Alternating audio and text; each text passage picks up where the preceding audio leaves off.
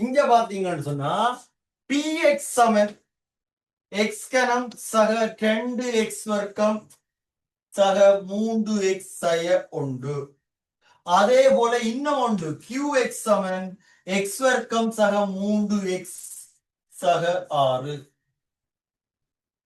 என கொள்வோம். மீதி தேற்றத்தை பயன்படுத்தி px ஆனது x-1 வகுக்கும் போது உள்ள மீதியும் gx ஆனது x-2 வகுக்கும் போது உள்ள மீதியையும் காணலாம். அப்ப என்னது முதலாவது எழுத போறீங்க px சமன் என்னத்தால வகுக்கிறீங்க x-1 வகுக்கும் போது அப்ப இன்டு πx சக மீதி r r1 போறனே. இப்ப சொல்லு இந்த சமன்பாடை பார்த்தால என்ன செய்ய தோணும் x-க்கு பதிலா 1 போட தோணும். அப்ப p1 சமன் எவ்வளவு r1. இப்ப p1 எப்படி காணுவீங்க இங்க விட. அப்ப r1 சமன் எவ்வளவு 1 சக 2 சக 3 சக 1. அப்ப 5 வரும். அவ்வளவு. அடுத்தது qx னை எதால பிரிக்கிறோம் x-2 ஆல. அப்ப qx னை x-2 சொன்னா என்னது x-2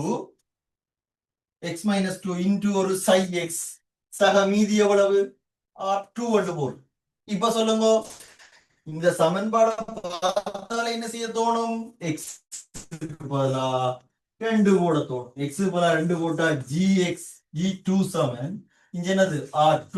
அப்ப இப்ப சொல்லுங்க r2 சமன் எவ்வளவு g2 கண்டா சரி g2 சொன்னா இங்க கொண்டு 2 போட்டா சரி. அப்ப 2 போட்டா 4 2 போட்டா 6 2 போட்டா 6 அப்ப எவ்வளவு 16. அப்ப என்ன கண்டாச்சு இதால பிரிக்க வர்ற மீதியை கண்டுட்டீங்க. சரியா? இனி எங்களை கேள்வி வாசிக்கிறேன். இப்ப சொல்லி கிடக்கு px சமன் x-1 into qx சக 5.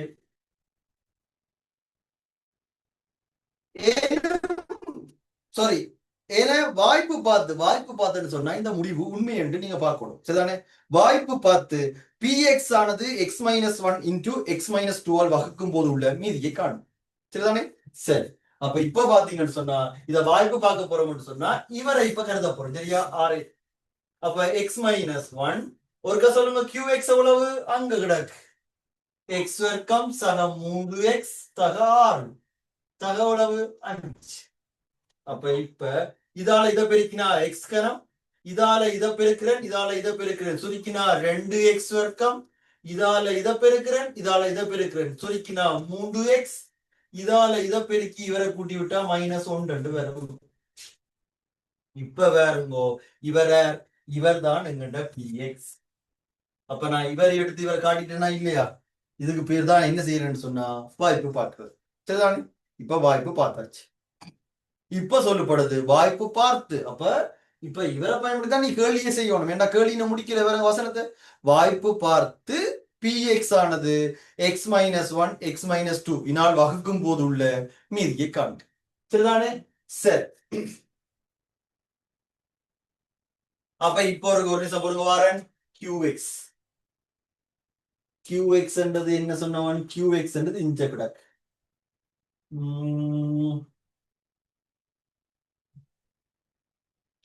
இங்க ஒரு நிமிஷம் பாருங்க இருக்கா இந்த qx இருக்குல்ல இந்த qx நான் இந்த πx ஐயும் கண்டுபிடிச்சு எழுத போறேன். எப்படி சொன்னா ஒருக்கா qx சமன் இதுல என்ன வரப்போகுது x-2 சக மீதி எவ்வளவு மீதி 16.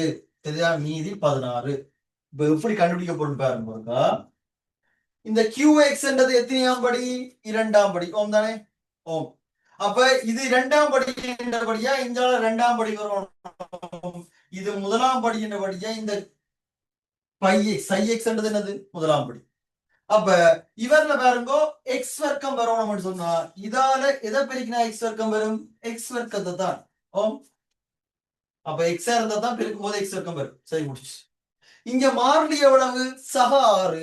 அப்ப இப்ப சொல்லுங்க இங்க 16 கிடக்கு. அப்ப இதுல இருந்து 10 கழிவட்டா தான் சக 6 வரும். அப்ப 10 கழிபடணும்னு சொன்னா இது சய 2 சொன்னா இது எவ்வளவு சக 5 பெருக்கி விட்டா சய 10. சரிதானே? இப்ப நான் என்ன செய்ய போறேன்னு சொன்னா இந்த சமன்பாட்டுல கொண்டு வந்து px சமன் அங்க x மைனஸ் 1 இருக்குது அதுல இருக்கிற qx பதிலா இவரை போடலாம் qx பதிலா போட்டா x மைனஸ் 2 x பிளஸ் 5 சக 16 சக உளவு சக 5. இப்ப நான் என்ன செய்ய போறேன்னு சொன்னா இவரால உள்ள இருக்கிறேன் x minus 1 x minus 2 into x plus 5 இவரால இவரை பெருக்கிறேன் இங்க பாருங்க இவரால இவரை பெருக்கும் போது 16x மைனஸ் 16 அதோட அந்த 5 கூட்டி விட்டோம்னு சொன்னா 16x மைனஸ் 16 இதுவும் மைனஸ் 11 சரிதானே சரி இப்ப கேள்வி இருக்க வாசிக்கிறேன் இனால் வகுக்கும் போது வெறும் மீதியை காண்க அப்ப இப்ப சொல்லு px இனை x minus 1 x minus 2 வகுக்கும் போது வர்ற மீதி எவ்வளவு இவ்வளவு அப்ப எவ்வளவு ஈவுதான் x பிளஸ் 5 சரிதானே அப்ப கடைசியாக நீங்கள் மீதி சமன் எவ்வளவு 16x மைனஸ் 16